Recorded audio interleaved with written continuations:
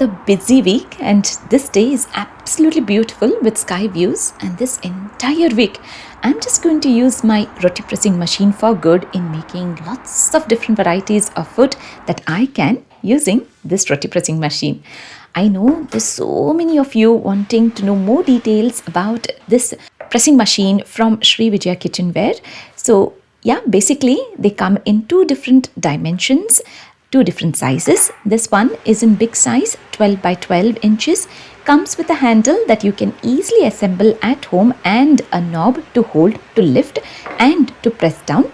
It's made out of plywood, absolutely eco-friendly product that you do not have to use electricity or gas, but just hand pressure is all that you will need. The weight of this pressing machine is 3 kilograms. Comes in box packing, bubble wrapped, that you can easily carry in your baggage and get it home. If you need any other information, make sure to contact the seller. I'm leaving the number on the screen now of Shri Vijaya Kitchenware. So make sure to contact the seller and get more details with them. This is definitely a good investment, one-time investment, which is worth it. And this small cute one is 9.5 by 9.5 inches. You can choose different colors and patterns and designs. This one weighs 2 kilograms. Absolutely low maintenance. You can easily store it in your kitchen cabinets. Suitable for everyone, men, women, little kids, working women, working men, students studying in university, and to all those who are working in the kitchen. It's not just for chapatis. You can make different varieties, like anything that you can think of that needs to be rolling.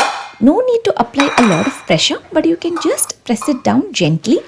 These are the butter sheets that can be bought from the same seller. And one of the most highly requested messages is on how to make chapatis, daily chapatis that we make at home using this roti pressing machine. I've already made a reel, but just in case if you haven't watched that reel, I thought I'll make a detailed video on how to use this roti pressing machine to make daily chapatis, pulkas and parathas together at once. As I thought it'll be easier to show all three of them together, in which way you can know the difference. If you have already bought it at home, or if you're planning to buy one for yourself, this is how you've got to use it. I have 1 cup measurement of wheat flour, gode hittu, gehu ka atta. For this, I add in a pinch of salt, a few drops of oil or ghee, and then I add in water. Plenty of water, more than that you will need if you had to roll it with your hands. Super sticky, right? So this is the consistency of the dough that you will need to make chapatis.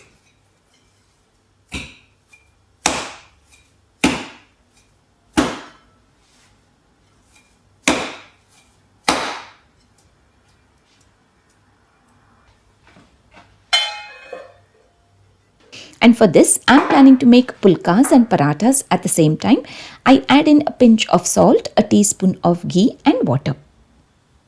Now the consistency of the dough will be just exactly the same consistency if you had to roll it with your hands. See, when I touch the dough, it's not sticky at all, but it is just soft enough.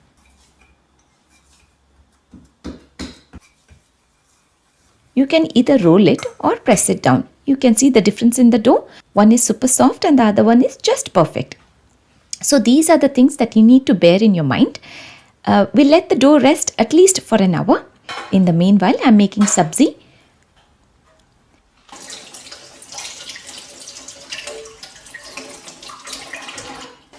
Badnekai, udurpalya and tomato masarkai. An accompaniment made using aubergine and tomato raita. I chop the aubergine into small squares.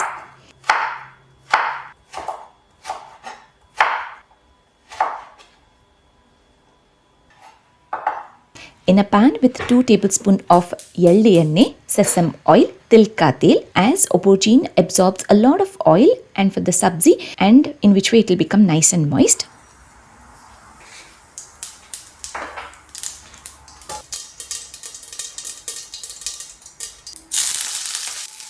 A teaspoon of mustard seeds, let them splutter in, covering it up with a lid in half, a few curry leaves and aubergine. We stir it, we cover it up until it becomes soft. We need to keep stirring it occasionally. In the meantime, I have chopped tomatoes with a teaspoon of oil. We sauteed these tomatoes until they become soft by adding a pinch of salt and covering it up so that it turns out really nice, soft and mushy.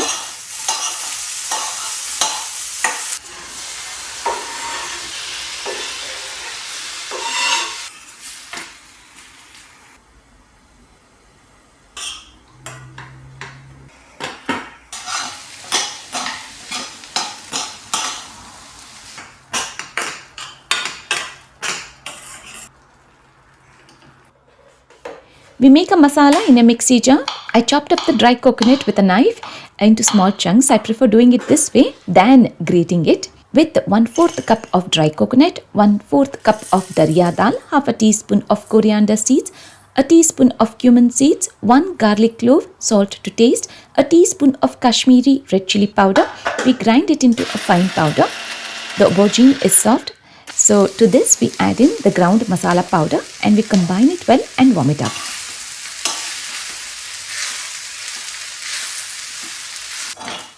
This is badnekai udarpalya. We call it at home as badnekai udarpalya. It tastes amazing with super hot rice, ghee and pickle. Or you can just use it in bread slices as well to make toasty. It is good with chapatis, pulkas and parathas as well.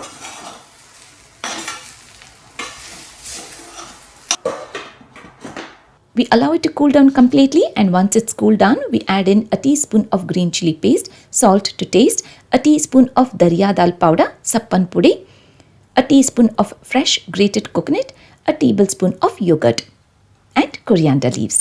This is tomato raita. We at home call it as tomato masargai.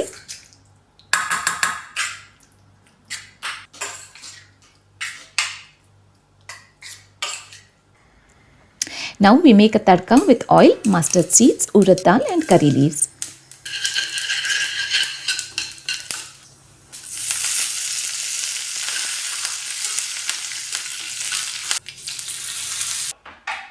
Today I'm using my roti pressing machine from Shri Vijaya Kitchenware. I place these 2 butter sheets each on one side to start off.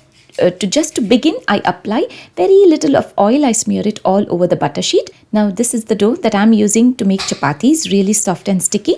I used a small portion of the dough, place it in the center, cover it up with a butter sheet and press it down. You don't have to apply a lot of pressure, just a gentle pressure is plenty, and press it down on all 4 sides just so that the dough is evenly spread. You can make it as thin as you wish or you can make it thick, just the way you like it. You can see how beautifully the dough is spread, making it really round and thin as well. We place this sheet upside down on the tawa. You can lift up the sheet once it's hot, and I'm not using even a single drop of oil to make these chapatis. I use a paper towel to fluff up the chapatis in the tawa. This roti pressing machine is definitely a lifesaver in the kitchen. That saves up a lot of time, and the best part is you do not need anyone's help. You can just do it all by yourself. And now I'm using a fistful of the dough, which was to make pulkas. For this, I press down only once. A nice beautiful round disc. There's so many of you who always ask me on how to make pulkas, so I thought of sharing it with you all.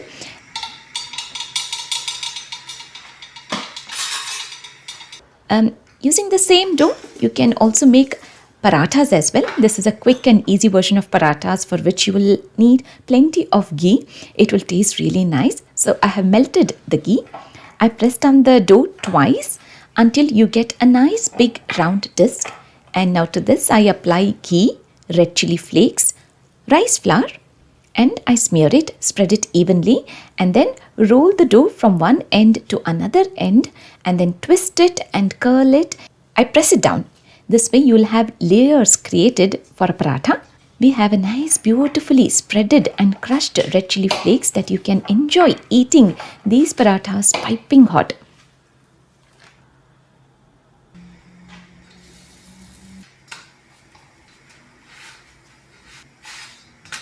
And finally, I applied ghee on both the sides, and now I'm going to sit down and enjoy all these 3 different varieties of chapatis. Using the same chapati ka atta, I have made 3 totally different taste and variations of chapatis: super soft chapatis, pulkas and parathas. These pulkas are really nice, soft and fluffy.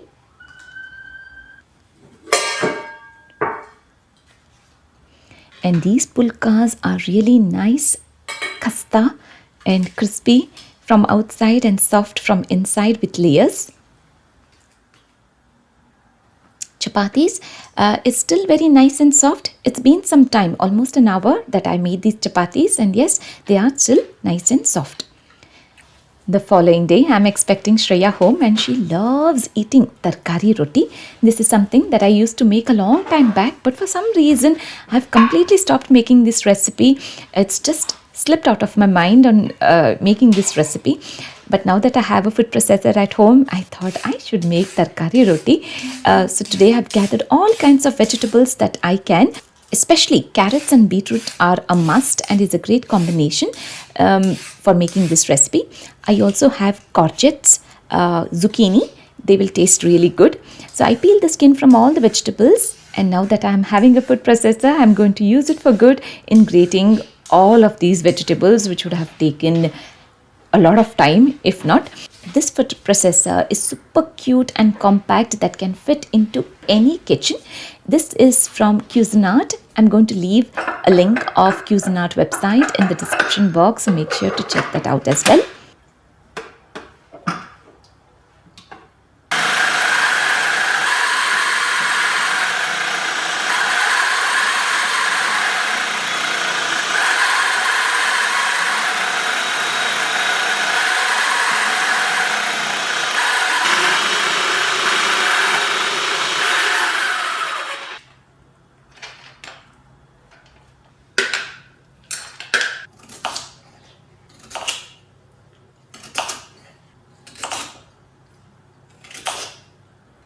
I have chopped the beetroots into quarters so that I can easily slide it in.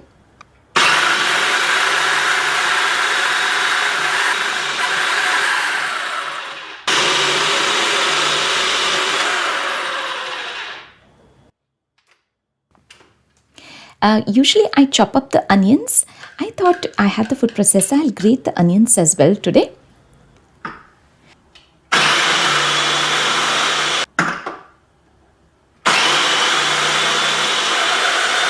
Onions are such a great combination that it will taste good in any of the dish that you will add.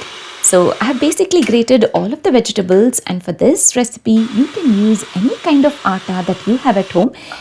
Any kind of good nutritional atta that you have, you can use it for binding purpose. Yes, my kitchen cabinet is very traditionally set up with proper stainless steel dabbas, just the way my mom has it in her kitchen. I prefer using stainless steel above all different materials for kitchen storage for health reasons, and also steel is such a good and robust material that even a slip of hand will not break them. Vegetables, I add in a teaspoon of sesame seeds, salt to taste, a teaspoon of green chili paste, and we use a fork to combine it, mix it well. I transferred it into a big container that is going to be easier for me to mix. To this, I add in a small cup measurement of jawar flour, a small cup measurement of ragi flour, half a small cup measurement of rice flour, half a small cup measurement of wheat flour, quarter cup of besan, gram flour.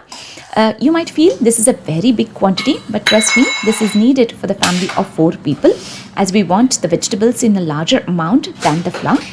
You just want them to bind together. So I have gathered all kind of atta that I have at home.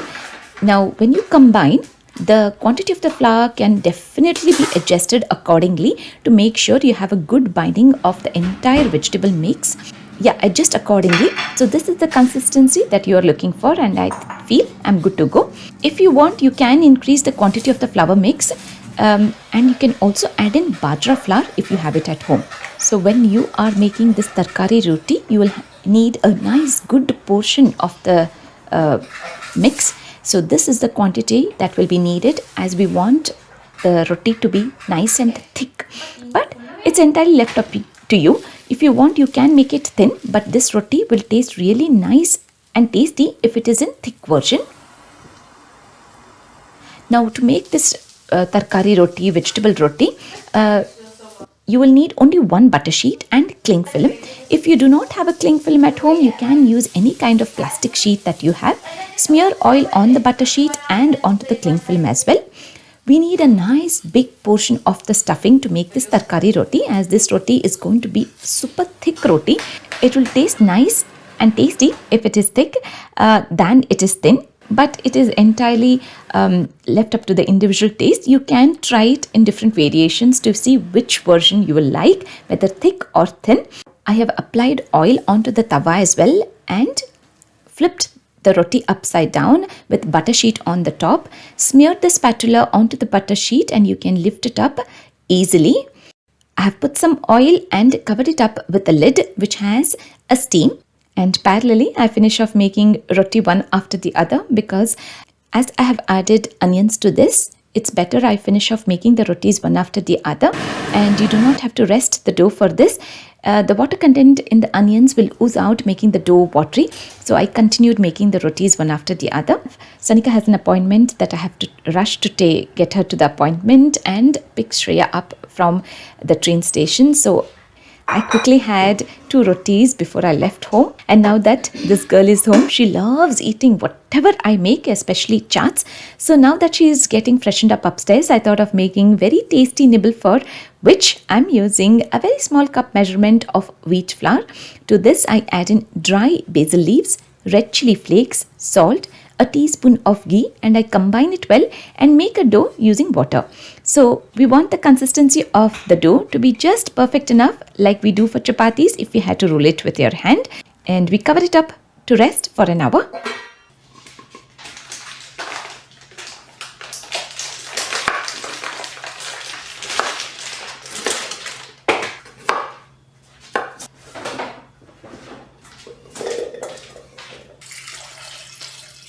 To make a chaat, I have set baby potatoes to be boiled for 1 whistle, and I made mint and coriander chutney, which I've already shared in my previous video.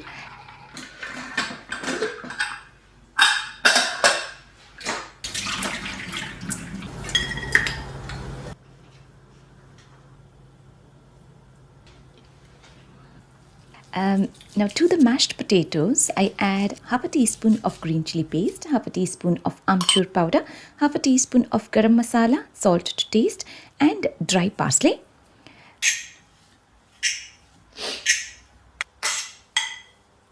I highly prefer using these small tiny little cheese bags which are individually packed. This is mature cheddar that I'm using.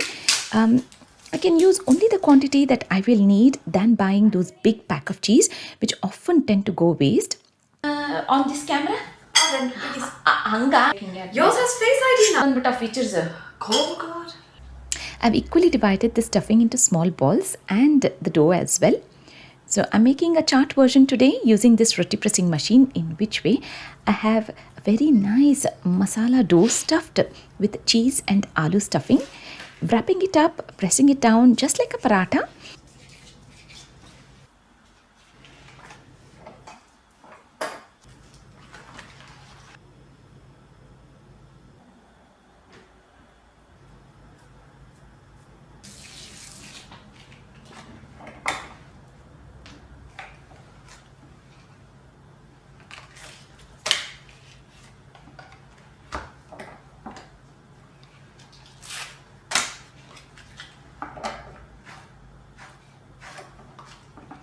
And see how beautifully the stuffing has been spread all over. I place it on the tawa, and I haven't added any oil on the tawa as cheese already has a lot of fat in it. This way I make all the parathas ready. This is actually the base for making a chaat recipe. Once it's done, I smear very little of oil, cutting it in triangles, and I place it in the air frying tray for 3 minutes on one side at 190 degrees temperature, and then I flipped them over for the next 3 minutes to be air fried.